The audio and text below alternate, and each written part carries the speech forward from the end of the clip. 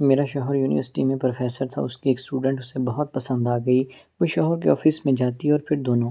میرا نام عبیر ہے، میری عمر اس وقت 32 سال ہے، میں ایک پڑھی لکھی خاتون ہوں، میرے 2 بیٹے ہیں۔ دراصل کہانی میں آپ لوگوں کو شروع سے سناتی ہوں۔ میں اسلام آباد کی ایک یونیورسٹی میں پڑھتی تھی اور میں وہیں کی رہائشی بھی تھی۔ میرا ایک کلاس فیلو جس کا نام ناصر تھا، میرے اور اس کے درمیان اچھی خاصی انڈرسٹینڈنگ ہو گئی تھی۔ ہم لوگ ایک ہی سپروائزر کے انڈر کام کرتے تھے اور ہمارا پروجیکٹ بھی سیم ہی ہوا کرتا تھا، اس لیے ہر وقت اکٹھے رہتے تھے۔ اور پھر ناصر ہمارے گھر بھی آ جایا کرتا تھا۔ میرے ماں باپ کو بھی کوئی ایشو نہیں تھا، کیونکہ ہم جس لیول پر پڑھائی کر رہے تھے اور جس یونیورسٹی میں پڑھائی کر رہے تھے وہاں پر یہ چیز نارمل سمجھی جاتی ہے، کسی کو بھی کوئی بھی اعتراض نہیں ہوتا، تو وہ گھر میں آ جایا کرتا تھا۔ یہیں سے بات آگے بڑھنے لگی اور ہم نے شادی کا فیصلہ کر لیا تھا۔ لیکن اسی دوران ناصر کا باہر جانے کا پلان بن گیا تو وہ چلا گیا تھا، لیکن اس نے میرے ساتھ رابطہ نہیں توڑا تھا، کیونکہ وہ مجھے بہت پسند کرتا تھا۔ اور پھر اس نے اپنے گھر والوں کو منایا اور میں نے اپنے گھر والوں کو منایا، اور پھر ہماری شادی ہو گئی تھی۔ شادی کے بعد ناصر کی جاب آسٹریلیا میں ہو گئی تھی، تو میں اور ناصر آسٹریلیا چلے گئے تھے اور وہاں پر ایک یونیورسٹی میں میری بھی جاب ہو چکی تھی۔ ہم دونوں بہت ہنسی خوشی اپنی زندگی گزار رہے تھے اور اسی دوران میرے 2 بیٹے بھی پیدا ہو چکے تھے، جو کہ ایک 4 سال کا ہے اور دوسرا بھی 1 سال کا ہے۔ یہاں تک سارا کچھ ٹھیک تھا، لیکن قسمت کی کرنی کچھ ایسی ہوئی کہ اب آپ لوگوں کو میں کیا بتاؤں۔ آپ لوگ میری کہانی سننے کے بعد اپنے کانوں کو ہاتھ لگائیں گے۔ ناصر اور یونیورسٹی میں پڑھاتا تھا اور میں کسی دوسری یونیورسٹی میں تھی، اور ہوا کچھ یوں کہ ناصر جس کلاس کو پڑھایا کرتا تھا اس میں ایک لڑکی پی ایچ ڈی کر رہی تھی، جس کا تعلق پاکستان کے شہر بہاولپور سے تھا۔ وہ ناصر کو پسند آ گئی، ناصر بھی اسے پسند آ گیا۔ اب بات یہاں تک نہیں رہی تھی، ان دونوں نے آپس میں ملنا ملانا بھی شروع کر دیا۔ کلاس میں بھی ان کی آنکھ مچولی چلتی رہتی تھی، اور جب کبھی پیریڈ فری ہوتا تو وہ اس کے آفس میں بھی آ جایا کرتی تھی، اور کئی بار کینٹین میں بھی اکٹھے ہی جاتے تھے۔ لوگوں نے بہت باتیں بنانا شروع کر دی تھی، لیکن ناصر کو اس چیز سے کوئی فرق نہیں پڑتا تھا، اور نہ ہی اس لڑکی کو، جس کا نام آمنہ تھا۔ اب میرے 2 بچے ہو چکے تھے اور میری جسامت میں بھی تھوڑی موٹی ہو گئی تھی، اس لیے اب اس کا انٹرسٹ مجھ میں ختم ہونے لگا تھا اور آمنہ میں شروع ہو گیا تھا، کیونکہ ابھی وہ جوان تھی اور اس کی عمر 27 سال تھی اور وہ بہت خوبصورت تھی۔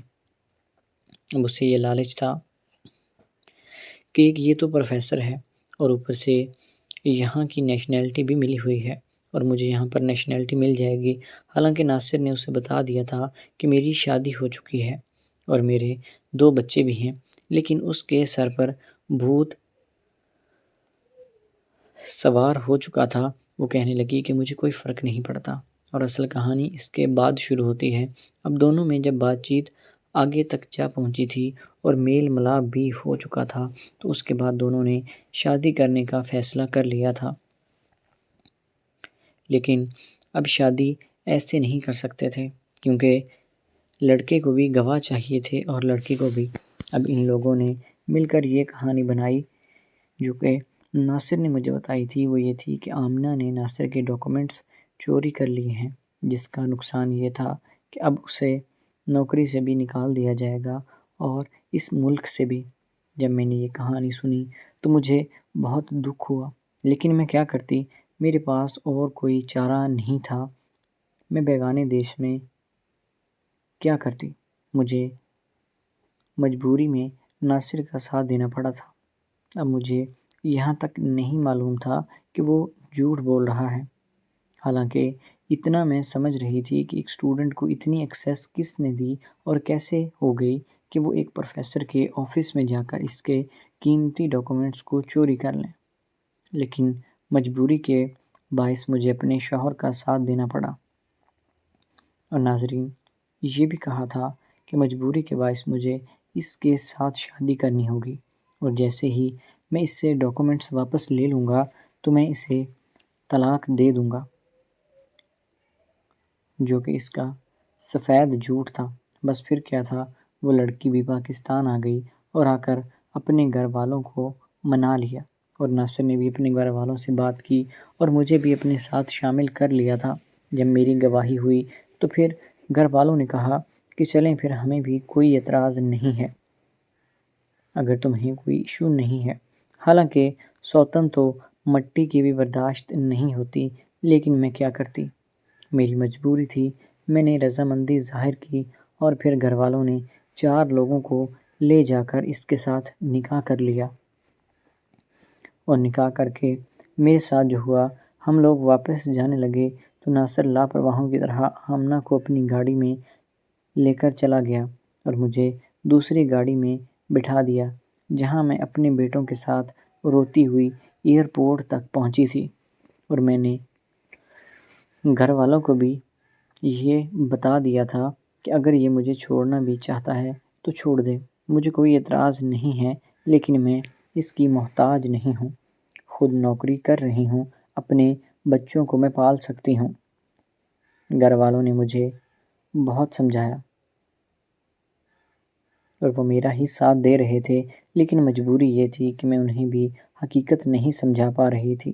آسٹریلیا پہنچنے کے بعد ناصر نے الگ گھر آمنہ کو لے کر دے دیا تھا، کیونکہ میں نے صاف صاف کہا تھا کہ وہ اس گھر میں نہیں رہے گی۔ اب ناصر بھی زیادہ تر اسی کے پاس رہنے لگا تھا، میں بالکل اکیلی رہتی تھی، میرے ساتھ میرے بچے ہوتے تھے، مجھے سے یہ اکیلا برداشت نہیں ہوتا تھا۔ میں نے 1-2 بار اس سے بات کرنے کی بھی کوشش کی تھی کہ دیکھو، تم غلط کر رہے ہو میرے ساتھ، اگر وہ تمہاری بیوی ہے تو میں بھی تمہاری بیوی ہوں، اور یہاں تک کہ تمہارے بچوں کی ماں بھی ہوں، لیکن تم مجھے وقت نہیں دے رہے۔ بس پھر کیا تھا، اس کے بعد ہمارے درمیان لڑائی جھگڑے ہونے لگے تھے۔ میرا ایک دوست جس کا نام سیم تھا، وہ انگریز تھا، وہ میرے گھر اکثر آتا جاتا رہتا تھا، میری اس کے ساتھ اچھی سلام دعا ہونے لگی تھی، وہ بہت کیئرنگ تھا۔ ناصر کو جب یہ بات پتہ چلی تو اس نے بہانہ بنا کر لڑائی جھگڑا شروع کر دیا اور پھر مجھے طلاق دے دی۔ میں نے بھی سیم کے ساتھ شادی کر لی تھی، کیونکہ میں یہاں بیگانے دیش میں اکیلی تو نہیں رہ سکتی تھی۔ اب میں اس کے ساتھ اپنی زندگی گزار رہی ہوں، اور ادھر آمنہ نے نیشنلٹی لینے کے بعد ناصر سے طلاق لے لی ہے۔ طلاق کے بعد ناصر کی آدھی پراپرٹی اس کے پاس چلی گئی ہے۔ اب وہ بالکل اکیلا رہتا ہے اور پاگلوں کی طرح زندگی گزار رہا ہے۔ میرے سے بات کرنے کی اس نے کوشش کی تھی، لیکن میں نے اس کو سختی سے منع کر دیا۔ تو دوستو، امید ہے کہ آپ کو آج کی ویڈیو اچھی لگی ہوگی۔ اگر ویڈیو پسند آئی تو ہمارے چینل کو سبسکرائب